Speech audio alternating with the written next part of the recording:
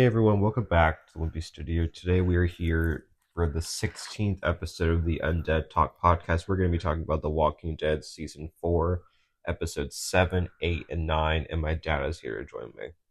Hey everybody. So overall, what did you think of these three episodes? I really like these episodes. I think the middle episode 8 was phenomenal. And 7 again explained the backstory of how we got there, and then episode 9 tells the afterwards, and it almost felt like season 8 was like a season finale to me. Episode 8? Yeah. No, I totally agree. And, it felt like episode 8 could have been the season 3 finale. Do you agree? Sure. Absolutely. But I kind of liked that they waited till season 4 because, what we learned about the governor in the past two episodes kind of added another layer to this whole thing in this episode. Was it a needed layer? I don't know, but it did make it more interesting than if it would have just been in the season 3 finale. The governor was such a good villain. And we'll talk about that today, but I think he deserved more than one season. And I think giving this second half of this, or the first half of season 4, we really were able to see something deeper and more throughout this season. Agreed. So let's start with season 4, episode 7, called Dead Weight. So it says Martinez rescues Megan and the governor from his pit and invites them to join his camp on the condition that they recognize him as the leader. So it starts off with Martinez saving Megan and the governor from the pit, and he takes them to his camp. We quickly find out that Martinez has established a decent camp that's pretty similar to Rick and the gang's camp all the way back in season 1. They're all set up in RVs and everything. They have a walker pit nearby, which that was the pit that the governor and Megan were in. And Martinez thinks that the governor has changed from his old ways. Seeing him with his family and taking care of his family, so much to the point that he offers him a co-leadership role. Now, before we get to the next thing with Martinez, what did you think overall of like Martinez being the leader of this camp and asking the governor to help him out? Yeah, it definitely seems like Brian, the governor, has changed. The family environment has, he seemed to be shifted, taking care of those he loves. And so I think everybody is rooting for him, hoping that he's changed, including Martinez. So I think it makes sense to offer him leadership, because there was a time in Woodbury that the governor did provide the right leadership for that group of people. So yeah, it makes sense, and I think it's cool that Martinez, was able to put that group together and provide safety temporarily, right?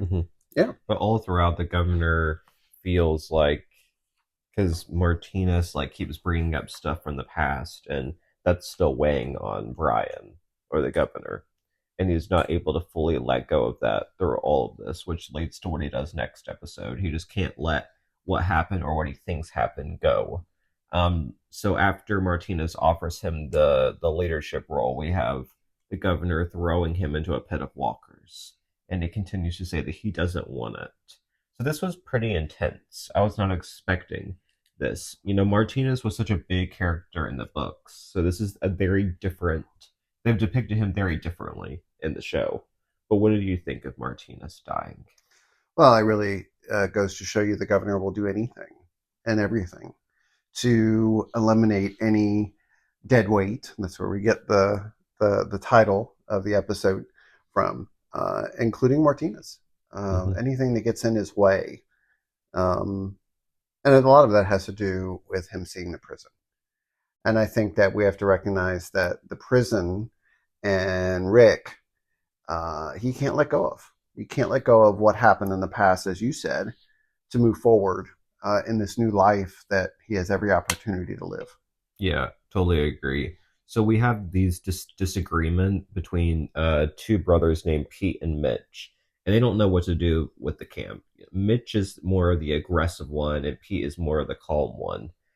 They just don't really know what to do. They just have different philosophies clearly about this whole thing. We have the governor kills Pete, thinking he's the weak one, and he has Mitch come on as his right hand man. And it's then that the governor like takes over the camp, and he pretty much gets everyone to believe that the Pete and Martina's deaths were accidents. Hmm. He's using that manipulation that he's best at. And yeah, what did you think of the governor killed two people this episode? What did you think of him killing Pete? Well, Pete was an example of a leader that was attempting to lead the right way. When they discovered this camp of people that had supplies, Pete refused to go in and wipe them out to get the supplies. He still has his humanity. He still sees the value of human beings, and the governor does not. The governor sees Pete as an obstacle, dead weight, Mm-hmm. and he's willing to eliminate anyone. And we see this in those two people to be able to control, to be able to take back over the prison, because really that's what it's about. Mm-hmm. And the episode ends with the governor taking over the camp, and then he goes to the prison and he sees Herschel and Michonne, and they're burying the bodies. Mm-hmm. And then he points his gun at them. So that was a pretty good cliffhanger going into episode 8. But one thing about episode 7, episode 6 from our last podcast, we saw the governor and totally different. Different person, different persona, different personality, and all of that. Like a completely different guy. In this episode, we saw that evil come back. But it didn't feel like out of place to me. Of course, we've seen him be evil before, but to me, if I don't think if he would have this would have happened if he hadn't come across Martinez again, or at least I think it would have taken a while. Well, I think the catalyst was the prison. Mm-hmm. I think the seeing the prison, seeing the past come back, was too big of an obstacle for him to move forward. Mm-hmm. And you're right. I think if we would have talked about episodes 6 and 7 right next to each other, the conversation might be a little bit different, because the governor did give us a glimpse of hope, and he had changed. But he hasn't been able to overcome his past. No, for sure. Okay, so what were some spiritual themes from episode 7? We talked about the meaning of the title "Dead Weight" as the governor trying to deal with his past and not be able to move beyond the dead weight in his soul, but really he was willing to eliminate anyone that was hindering, any of the dead weight that was hindering him from achieving his goal. And I think from a spiritual standpoint or theme standpoint, I think we see again the line of good and evil runs down the center of every single person, including the governor. And we see that one decision leads to another decision, leads to another decision in the spiral of corruption. And really, it all is about the pursuit of power and control. We see the governor's leadership is very much fascist and authoritarian. And because of that, he is going to, that type of leadership is going to have a difficult time finding people that trust. And he is unable to lead in such a way that respects humanity. And again, that issue of being a human and being a monster runs through the show. And every decision towards dehumanizing other leads you to becoming a monster, a zombie. And that's exactly what's happening with the governor. He's no longer human. He's becoming a zombie by his moral action.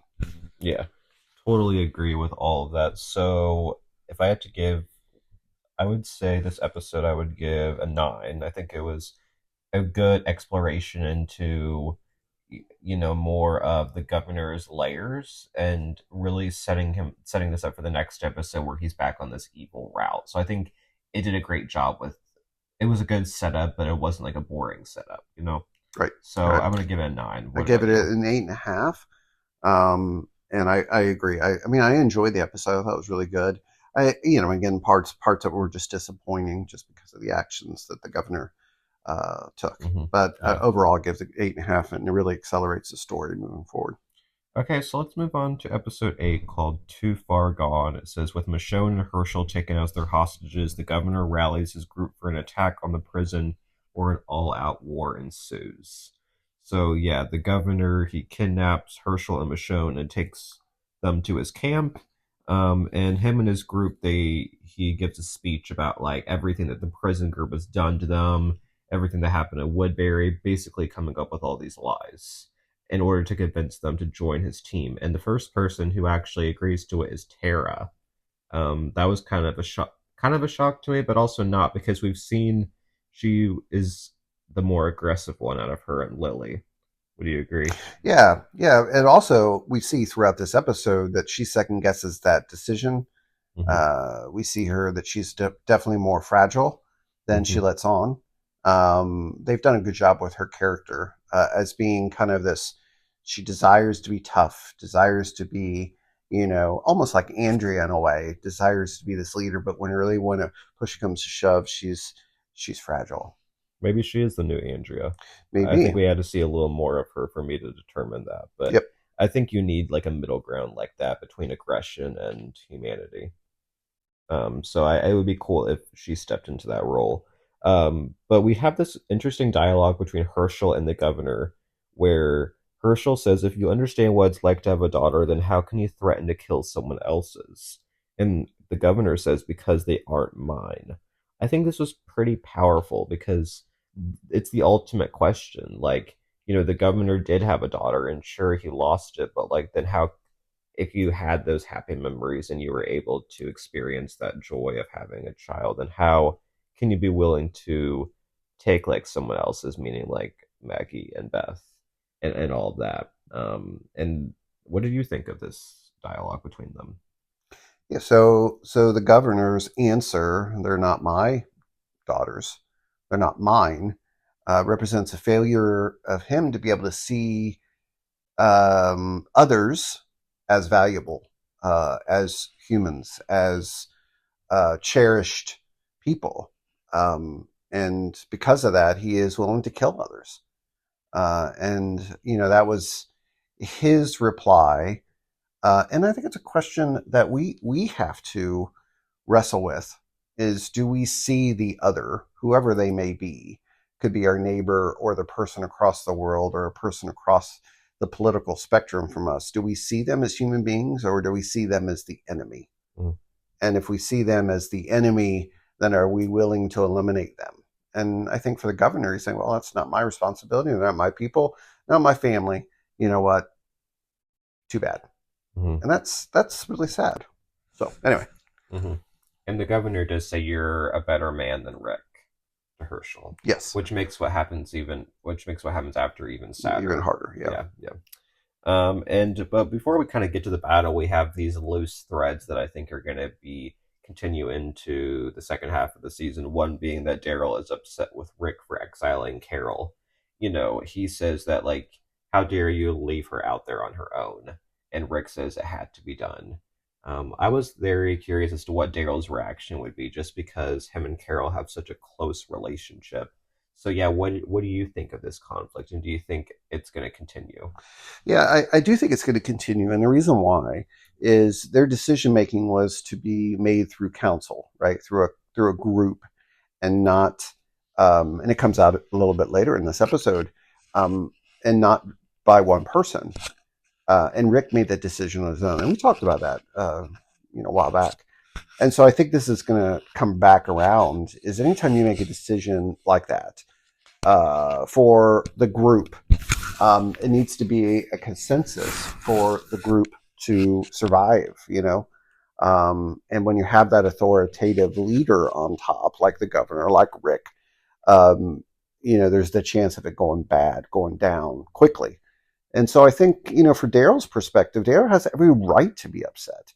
Why in the world would Rick make that decision on his own when all those characters, all those people have made just as bad decisions somewhere along their journey of the last whatever year? Hmm. So I think it's going to come back around. Daryl and Rick are going to have a conversation. I think so too. And it's been a while since we've seen them have an argument. They've mostly been on good terms ever since season one. They had a little bit of trouble last season with the whole Merle thing, but I do think we're going to get like an argument between them. For So, sure.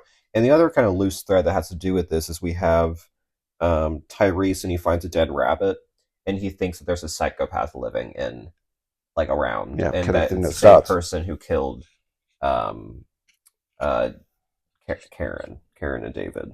Now I have a theory that I think Lizzie, the and Mika, the young girls, are involved somehow in this, and that they are working with Carol maybe through some of this. That's just my guess because those two girls are very sus to me.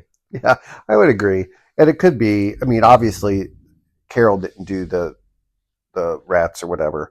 Hmm. So yeah, I think those kids could have been doing some suspect stuff. Yeah, But I think the Tyrese conversation got interrupted by the yeah, tank blast. So that's a yeah, loose thread. that is a loose thread that will come back around, just like Daryl and Rick. I think Tyrese is going to want to have more. Did Rick actually tell? I don't know. I No, I don't don't think think it Rick came told him. out. No, So yeah, that's still a loose thread. You're right. Yeah, that's mm, interesting. yeah, yeah. So I think it's before the like or around the same time that the tank pulls up, we have Lily and Megan, they're off on their own, and Megan gets bitten by a walker. So that was like the first death of the episode. I mean, this was sad. I mean, I do think it was a setup for Lily doing what she did at the end. She's grieving all of that. She sees this as partly the governor's fault and all of that, whether it wasn't directly his fault. Now, did the governor send them out there because he knew there were walkers there? Or was it just like an unfortunate situation? I think it was unfortunate. I don't think he wanted her to die by any means. I just think it was a randomness. Again, we talk so much about safety, and there is no safety in this world. He said something about the water being a safe place, and there really is no safety. Hmm. So, and the governor's not able to provide Hmm. that safety for those people. So, yeah, I think that again, the search for home, the search for peace, all that continues. Yeah, for sure. And I feel like the governor wouldn't do anything to harm her because I do think he genuinely cares about Megan or cared about Megan. Yep, for sure. He really saw her as a potential daughter. Hmm. So, um, so yeah, the governor and his group they show up at the prison with the tank, and they have Herschel and Michonne as hostages. And there's this like brief dialogue between Rick and the governor where Rick's like, "You can come and stay with us in the prison. We can stay in different cell blocks. We can all coexist together." And Herschel's like, "None of that can happen. Not after Woodbury. Not after." The governor said that. Yeah, the governor said that none of that can happen. Not after Woodbury. Not after Andrea, which that makes Michonne upset. Um, and again, the governor using the manipulation tactic, that's what he's best at. And Rick has this great speech, and he says, "Everyone who's alive right now, everyone who's made it this far, we've all done the worst kind of things just to stay alive, but we can still come back. We're not too far gone. We get to come back. I know we can all change." So this was like, I think, a highlight of the show to me, just that whole speech. Like, no one is too far gone. At this point, he believes not even the governor is too far gone until, what happens a few seconds after. What do you think of that speech Yeah, from I thought him? the speech was spot on. I mean, he's talking about himself, and he's talking about everybody. We've all messed up. We've all made decisions that we're not proud of. We have the opportunity, even though we've spiraled out of control, even though we've become less human by our decisions, become more zombie-like in our decisions. There is a chance for us now to go back to restore our humanity, to become human again, and move away from the monstrous behavior. Hmm. And that decision, uh, I think everyone could have made it, and it could have been a completely different story. But one person decided they did not want to be a human being. No. The governor calls Rick a liar and he decapitates Herschel. And that was it was hard, especially, the episode started with the governor is saying Herschel's a good man, and then this happens, and it was very hard, and it definitely felt to me it was building up to his death. Like I just didn't see the governor backing off. He had the sword right up to Herschel. I just didn't see him changing his mind, even though they wanted us to believe it by him moving the sword away. Hmm. But I just didn't see that happening, and yeah, unfortunately, we do lose Herschel, and it was really sad. The moral compass is gone. My favorite character in the show, yeah, is gone, and that was hard. It was really hard Mm-hmm. to watch. There were tears in my eyes. I really struggled with that, and still do. To be honest with you, I like the Mm-hmm. actor, I like the character, I like what he represented. I Mm-hmm. like the decisions he made. I mean, he had his own journey with alcohol and his fundamentalist viewpoints upon the walkers and the barn and all that. He screwed up, but he changed, and he was an awesome character. I'm very curious, of course. Now we talked about this afterwards. Is like, what happens? Who is the voice of wisdom in the future? It'll be interesting to see. But that moment changed everything. I think it was a catalyst moment for the entire show Mm-hmm. series. It'll be interesting to see where this all goes. But yeah. I definitely thought this was like a milestone for the show. Might be their strongest episode ever so Hmm. far, I think. Um, and we have Lily showing up with Megan, and the governor just shoots her like no hesitation at all, and that Right. completely destroys Lily. And that sets up what happens at the end of this whole battle. And we have we finally get the big battle between Rick and the governor. And, at first they're pretty even, and then the governor is pretty much about to choke Rick out when, guess who comes through? Michonne with a sword, and she sticks that sword through the governor's back. What did you think of her being the one to deliver the first of the two blows to the governor? Yeah, I think it makes sense. The Michonne story with the governor is significant. The governor is the one who's had real issues with Michonne. He says he's moved past it, but she gets the opportunity to, you know, put an end to the tyranny. I agree. I agree for sure. And let's see. And Lily ends up shooting him. So that was interesting because Lily has took a different approach than Andrea did in this situation. She was able to kill him. And I guess you can say it was different because he was, already dead in a sense where he wasn't before. But I think it shows how much stronger than that she was than Andrea. What did you think of her being the one to deliver the final blow? I think it makes sense. Also, I mean, I could see other characters doing it too, but I think for the storyline of those few episodes in this season of them together, falling in love, or so to speak, and the governor being the father figure for that, not just her and the child, but also for the group. Mm-hmm. Um, I think it made sense, and for her, it was closure. And so, yeah, again, I still think I could think on that and wind that a little bit more, but I think it makes sense. Yeah, I totally agree. And it ends off with everyone getting split up. And we have Rick and Carl by themselves. We have Tyrese, Lizzie, and Mika, and maybe Judith, possibly. I don't, we Yeah, we don't know what Yeah, happened to we don't know Judith. what happened to Judith. We have Maggie, Sasha, and Bob together. We have Clint on the bus, and we have Michonne by herself. And then there's a big question mark around like Lily and Tara. What the heck's going on with them? We might not see them again. I don't know. But yeah, I think it's gonna be interesting to see everyone split up and where they're at now and how they'll all get back together. It's gonna be interesting to see how that all plays out. Did I miss any characters there? I don't think I don't so. know. There was a lot going on, a lot of moving pieces in that Hmm. episode. Yeah. So yeah, what were you say are some spiritual themes from episode 8? Well, the title of the episode was Too Far Gone, and that was something that Rick said in his speech. We're not too far gone. I think that in itself is a reminder to all of us that we're not too far gone. Grace, the opportunity of second chances, is available to everybody. And even though we're this weird mixture of good and evil, there's the opportunity to take that step forward into a new future. And we're not too far gone.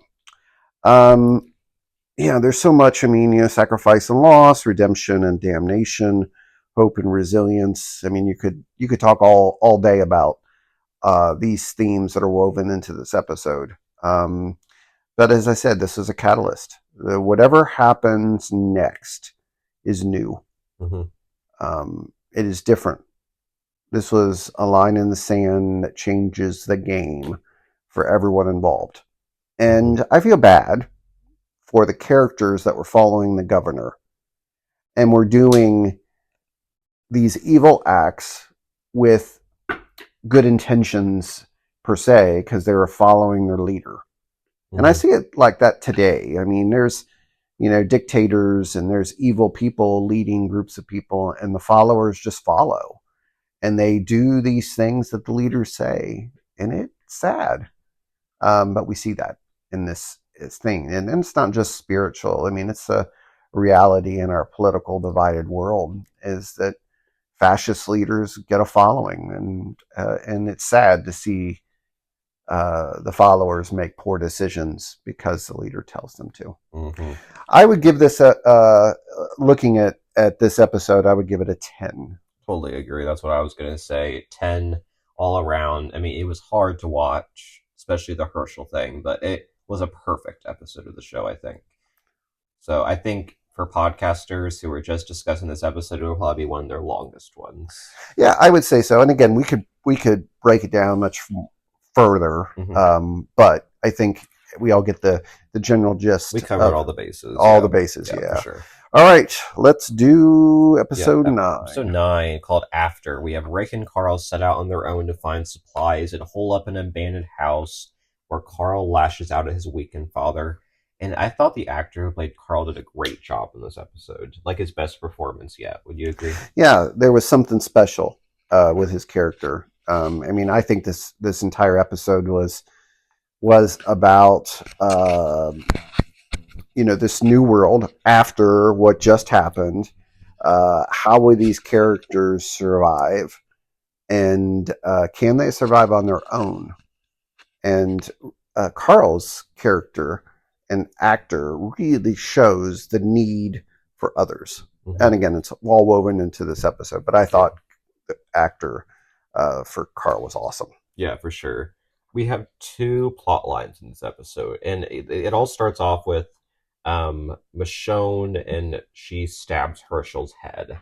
She finds it reanimated, and that was so hard to see. She had to do the right thing, even though it was difficult. Yeah, but she didn't. Usually she decapitates people with no hesitation at all, and she just moves on to the next one. But with Herschel, obviously, she shared a touching moment with him, and that was really sweet. And she takes 2 walkers with her and as her companions, and this is kind of replacing the 2 that she had before, which we find out who they were later. But then we have Rick and Carl, and Rick's moving very slow. He almost died from the governor, and Carl's moving pretty fast. And it's clear Carl just wants to get rid of his father at this point, but he feels like he feels like all the way through, I can't get rid of him, but I want to. Yeah, he thinks that his father is weak and was not able to protect and provide the safety that he should have. Mm-hmm. And remember, in episodes prior, Rick stepped down as the leader and became a farmer. And he was taking care of the group by providing food, right? Mm-hmm. And that was an important role. But we did not know what Carl thought of that. And Carl thought his dad was weak. Mm-hmm. And because Rick couldn't provide and protect the prison, Carl has a lot of resentment towards his dad. It's interesting. I think we all kind of prefer Rick. We preferred Farmer Rick over later Rick, just because it was something different for him and he was less controlling and all of that. But then we started seeing more of that later coming out, and that reckless later in a way, making decisions for the whole group, inconsiderate decisions for everyone involved, Yes. And Carl wants his dad to make the right decisions, but also be a leader. He thinks that the farmer was just like a disguise or just a placement for what he should be doing. Right. But but us as the audience, I think we could all say that Farmer Rick was like a refreshing break from everything else with him. We all know that I shouldn't say we shouldn't say we all, but I think as an audience member, I definitely prefer a collaborative leadership group, like a group making decisions, because we all know that the authoritarian dictator thing doesn't work. We saw that with Rick. We saw that with the governor in Woodbury. We know that it goes down, with egos and the wars and things like that.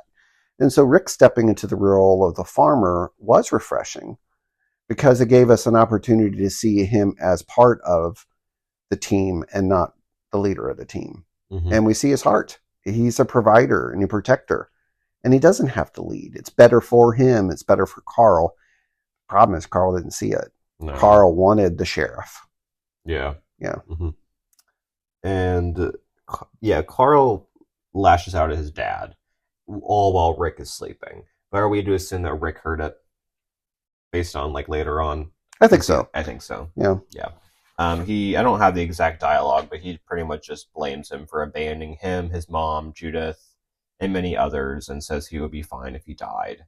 So again, I think the actor of Carl did a great job in that scene, but it was really hard to watch. Do you agree? Yeah. So then Carl goes out and, goes to get food. And every single time he goes out, he gets into a life and death situation with walkers. Mm-hmm. And it's scary for him. Yeah. One after another. He did get to eat the pudding, which was kind of a cool reward. That was funny. But it was obvious that he couldn't do this on his own. Yeah.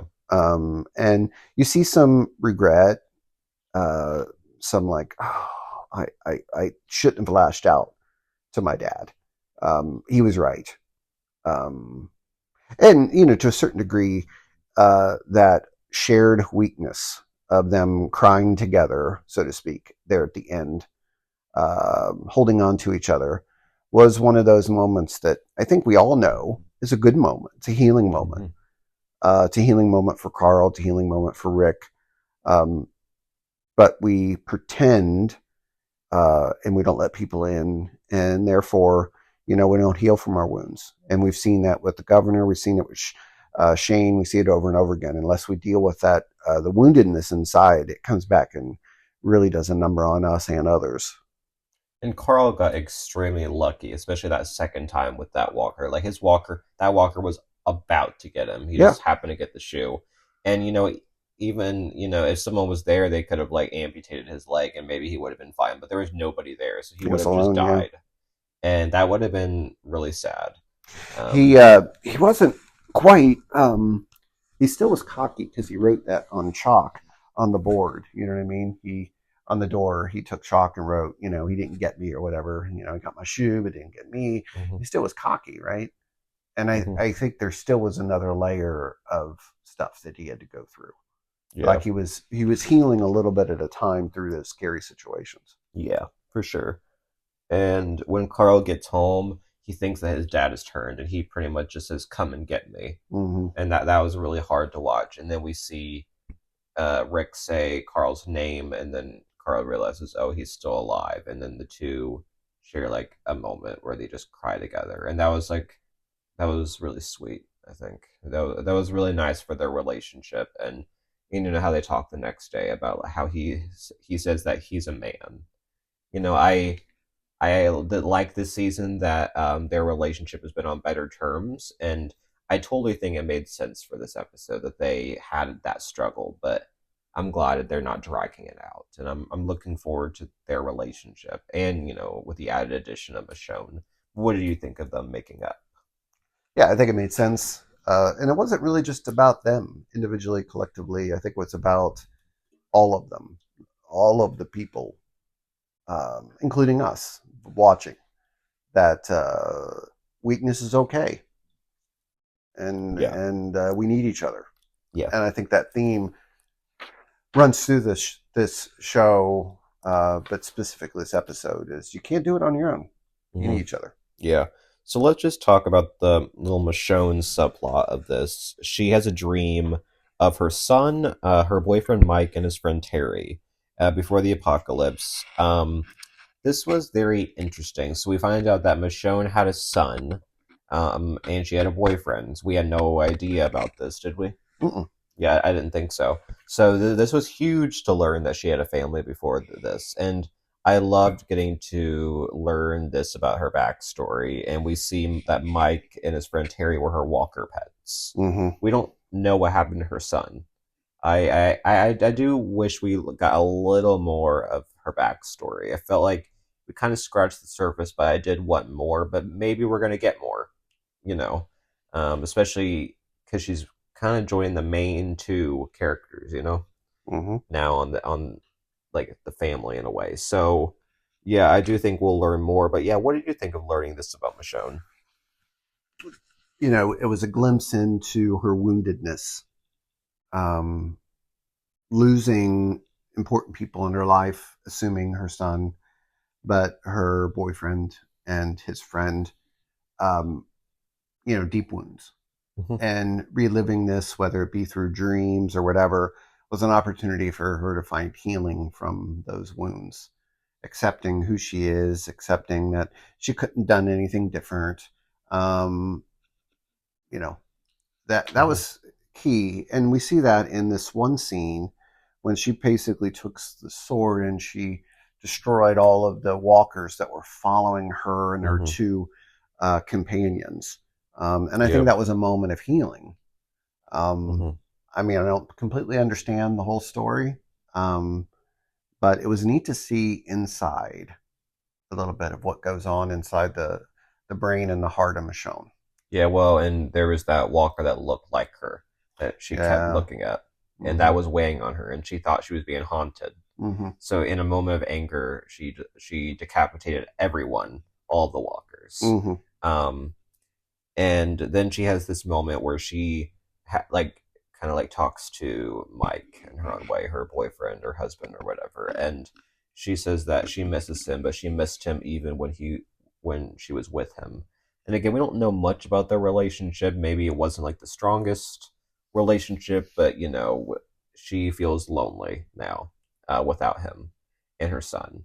Um, so I like seeing her be vulnerable. This is like the second time we've seen her cry, is what I told you. The first being when Andrea died. I like seeing the vulnerable side of Michonne. Would you agree? Yeah, she has this really hard exterior, Mm-hmm. a strong exterior.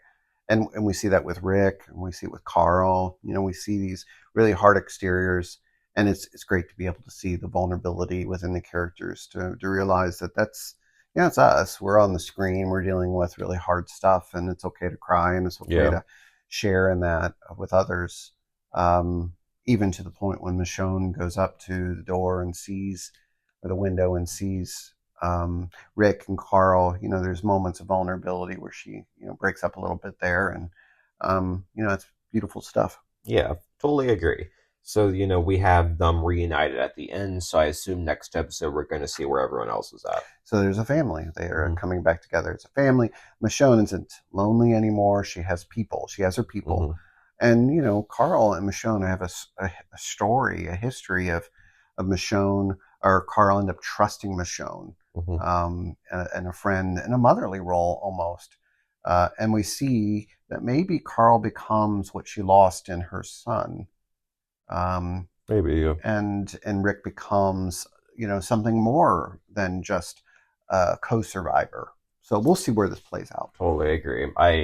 Now that I talk about this episode with you, I think I really appreciate it more because we got a lot of good moments with Carl. We got a lot of good moments with Michonne.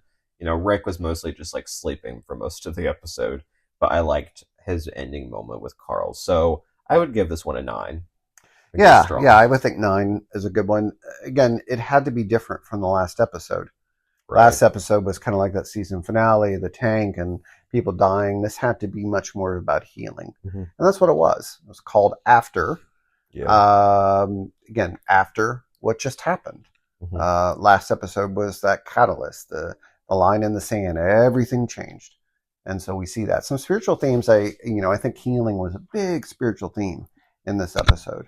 The vulnerability between the characters, coming to grips with they can't do it alone. I think all of those are important themes. The bond between father and son was beautiful, right? And we see just again survival. It's hard. You can't do it alone. And we see them making the decision to move into humanity, away from being the monster, as we talked about, as the governor turned into the zombie, literally. Well, guess not. He got shot in the head before that happened. But the point being, they are deciding to move into more of what it means to be human. So yeah, I give this episode a 9. So as we look to the future, I think I have some questions. Okay, shoot. What's the future for these scattered survivors? Will they end all back up together?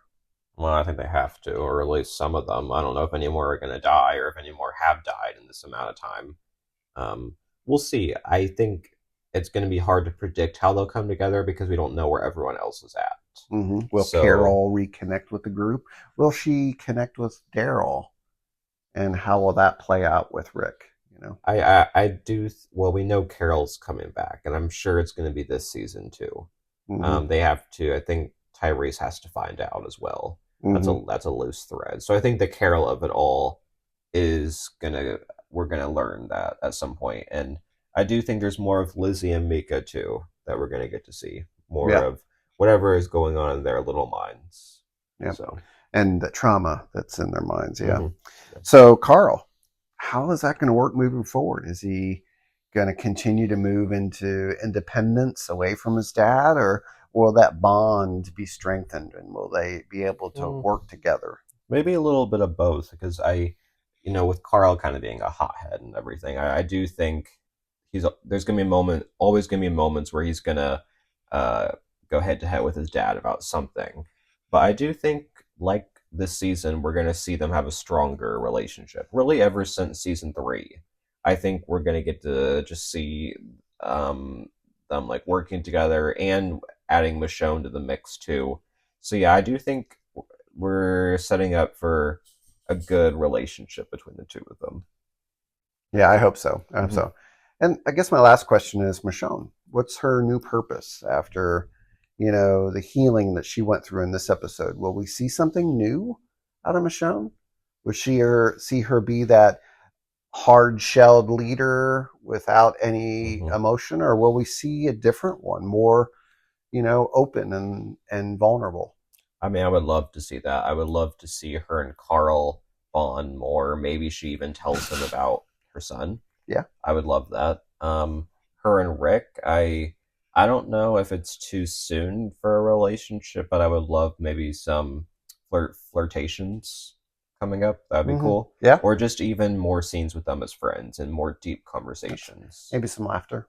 Laughter would be nice too. Just think those 3 bonding has so much potential. Yeah, to be that family unit. And of course, Judith, whenever they find her too, add her in, and then they'll have like that perfect family in a sense, Yeah. So yeah, that's all I got, man. Yeah, so these were 3 great episodes. I'm looking forward to the next 3. So anything else you want to say? No, good stuff. Well, yeah, we'll be back next week to talk about season 4, episodes 10 through 12, and we will see you then. Bye, everyone. See ya.